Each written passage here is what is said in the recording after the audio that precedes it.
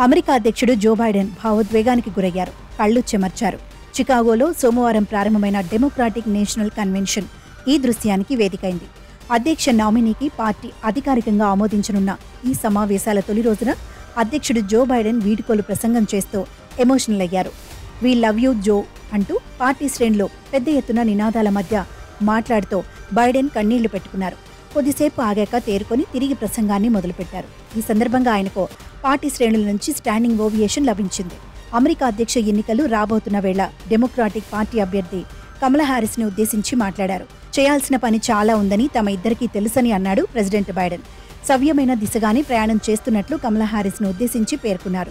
కమలా Harris విజయం తథ్యమని చెబుతూనే ప్రత్యర్థి ప్రెసిడెంట్ అభ్యర్థి డొనాల్డ్ ట్రంప్ పై తీవ్ర విమర్శలు చేశారు జో బైడెన్. ట్రంప్ ఒక లూజర్ అంటూ వ్యాఖ్యానించారు. డెమోక్రాటిక్ అభ్యర్థులు ఓడిపోతారని ట్రంప్ ముందే చెబుతున్నారని ఆయనకెలా తెలుసంటూ ప్రశ్నించారు. కానీ ఆయనే లూజర్ అంటూ చెప్పారు. ప్రపంచంలో అగ్రగామి మనమే అని అనుకోని ఏదైనా దేశముందా అంటూ ప్రశ్నించారు.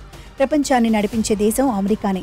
ఎవరిని అడిగినా ఇదే చెబుతారని జో బైడెన్ అన్నారు. ఇక తన పాలనలో సాధించిన విజయాలను కూడా బైడెన్ ప్రస్తావించారు. ట్రంప్ అధ్యక్షుడిగా ఉన్ననాటి పాలనతో పోల్చి విమర్శలు గుప్పించారు. గణాంకాలన్నీ చూపించి ట్రంప్ పూర్తిగా తప్పు అని బైడెన్ పేర్కొన్నారు.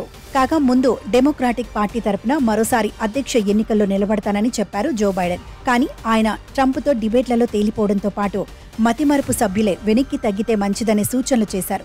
దాంతో అనారోగ్యం పాలైన జో బైడెన్ ఆ తర్వాత కొద్ది రోజులకే అధ్యక్ష బరిలో నుంచి తప్పుకుంటున్నట్లు ప్రకటించిన విషయం తెలిసిందే.